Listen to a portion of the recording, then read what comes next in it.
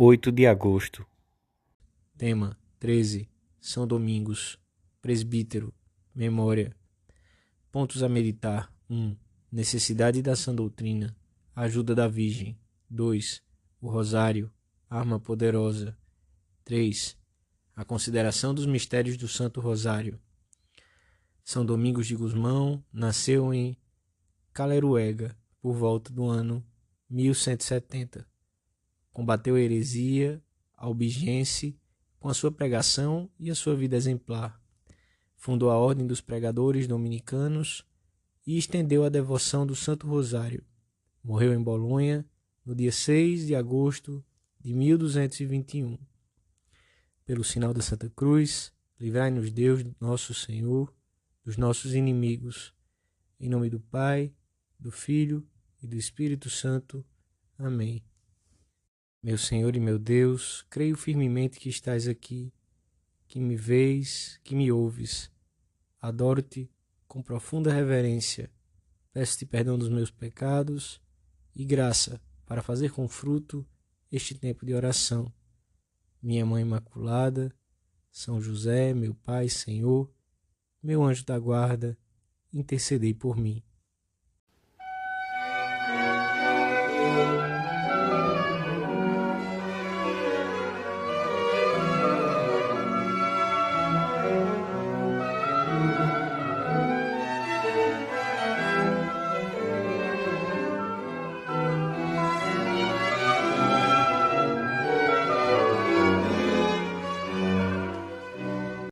Nos começos do século XIII, algumas seitas vinham causando sérios estragos na igreja, sobretudo no sul da França.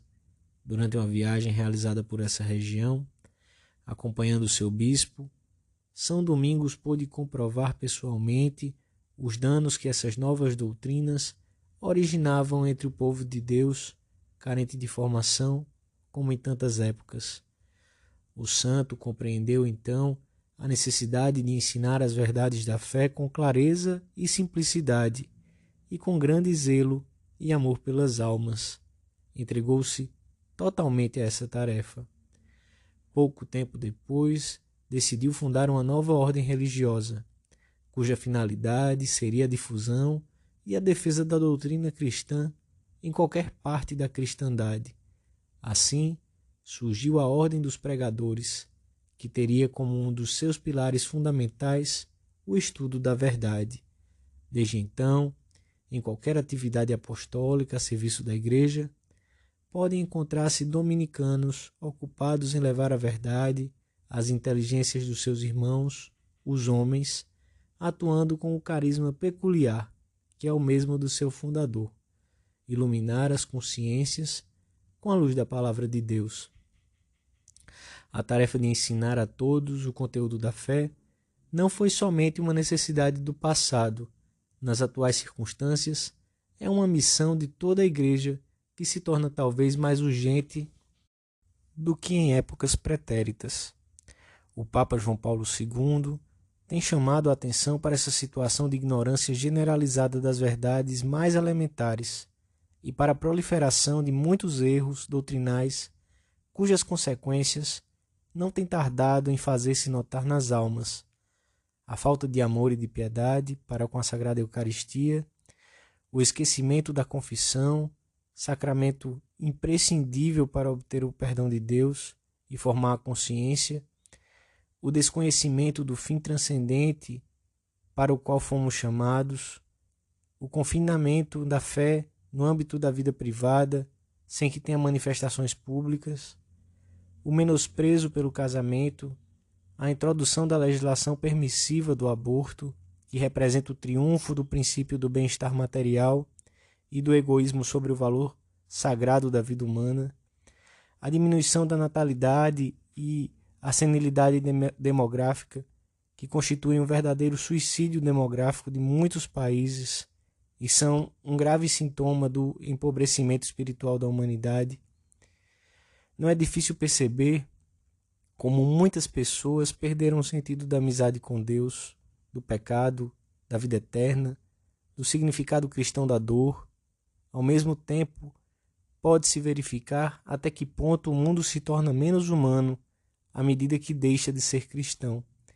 E essa onda de materialismo, de perda do sentido do sobrenatural, afeta também, e às vezes em grandes proporções, não só as pessoas que vemos todos os dias, como também essas outras que o Senhor pôs sob a nossa responsabilidade direta. Pensemos hoje, junto do Senhor, se sentimos no nosso coração essa chamada do Papa para a recristianização do mundo que nos cerca, na medida das nossas forças e com o nosso modo cristão de estar na sociedade. Vejamos hoje, na presença do Senhor, se nos esforçamos por conhecer a fundo a doutrina de Jesus Cristo, se ajustamos a ela a nossa conduta pessoal, familiar, profissional, social, política, etc. Se nos empenhamos em difundi-la, se procuramos conservar esses sinais externos de religiosidade e sentido cristão, que são a bênção dos alimentos e da casa, as imagens do Senhor e da Virgem no nosso lar, no lugar de trabalho, o escapulário da Virgem do Carmo.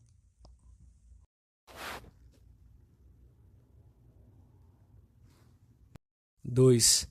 São Domingos de Gusmão, como tantos outros depois dele, contou com uma arma poderosa para vencer uma batalha que a princípio parecia perdida. Empreendeu com ânimo forte a guerra contra os inimigos da Igreja Católica, não com a força nem com as armas, mas com a fé mais acendrada na devoção do Santo Rosário, que foi o primeiro a propagar e que levou pessoalmente e por meio dos seus filhos aos 4 cantos do mundo.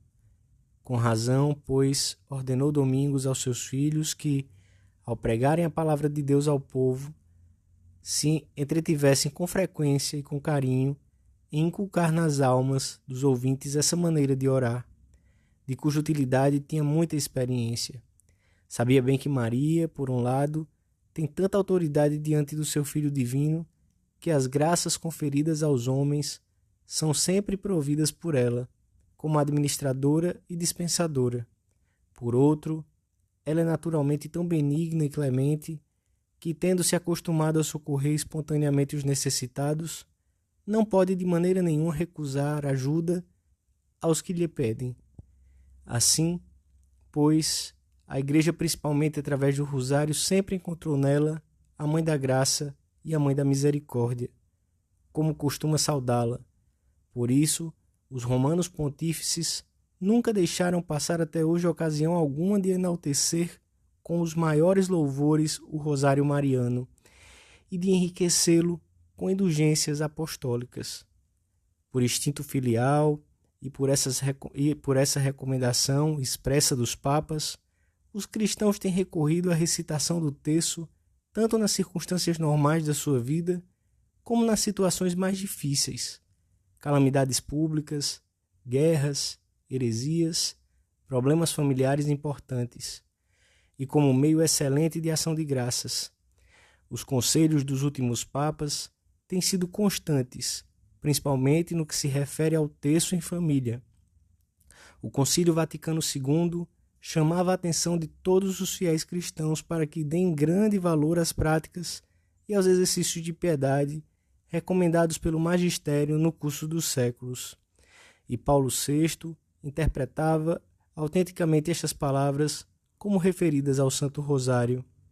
Nestes tempos em que a humanidade passa por tantas necessidades, vejamos com que amor e confiança recorremos a Nossa Senhora por meio desta devoção tão enriquecida de graças. Pensemos se, à hora de difundirmos a sã doutrina ao nosso redor, e sobretudo de procurarmos impedir que alguém das nossas relações se afaste do Senhor, sabemos procurar com fé a ajuda poderosa da nossa Mãe do Céu.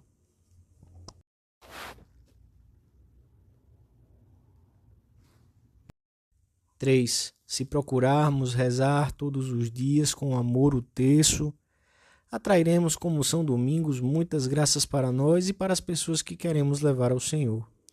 É uma prece em que, a par das orações vocais, desfilam pela nossa mente os principais mistérios da nossa salvação, desde a anunciação da Virgem até a ressurreição e a ascensão do Senhor aos céus, passando pela sua paixão e morte. Os 5 primeiros, que chamamos gozosos, recordam-nos a vida oculta de Jesus e de Maria e ensinam-nos a santificar as realidades da vida corrente. Os 5 seguintes, os mistérios dolorosos, permitem-nos contemplar e viver a paixão e ensinam-nos a santificar a dor, a doença, a cruz. Nos 5 últimos, os gloriosos, contemplamos o triunfo do Senhor e de sua mãe e enchem-nos de alegria e de esperança ao meditarmos na glória que o Senhor nos reservou se formos fiéis. Na consideração destes mistérios, vamos a Jesus por Maria. Alegramo-nos com Cristo, que passa a habitar entre nós, feito homem como nós. Doemo-nos com Cristo paciente e, por fim, vivemos antecipadamente a sua glória. Para que esta contemplação seja possível, temos de procurar rezar de tal maneira que se favoreça a meditação dos mistérios da vida do Senhor, através do coração daquela que esteve perto dele, e que se desvelam as suas insondáveis riquezas. Rezar assim o terço ou o rosário, com a consideração dos mistérios, a repetição do Pai Nosso e da Ave Maria, os louvores à Santíssima Trindade e a constante invocação à Mãe de Deus, é um contínuo ato de fé, de esperança e de amor, de adoração e reparação. Na época de São Domingos, costumava-se saudar a Virgem com o título de Rosa, símbolo de alegria. Já se adornavam as suas imagens com uma coroa de rosas, e enaltecia-se Maria como jardim de rosas, rosarium em latim medieval, e daí parece proceder o nome que chegou até nós. Não nos esqueçamos de que cada Ave Maria é como uma rosa que oferecemos à nossa Mãe do Céu. Não deixemos que, por falta de interesse ou atenção, saia murcha dos nossos lábios. Não deixemos de empregar essa arma poderosa para enfrentar os obstáculos que encontramos. Recorramos também a Nossa Senhora, por meio desta devoção, quando sentirmos o peso das nossas fraquezas. Virgem Imaculada, bem sei que sou um pobre miserável, que não faço mais do que aumentar todos os dias o número dos meus pecados. Disseste-me o outro dia que falavas assim com a nossa mãe. E aconselhei-te, como plena segurança, que rezasses o terço. Bendita monotonia de Ave-Marias, que purifica a monotonia dos teus pecados.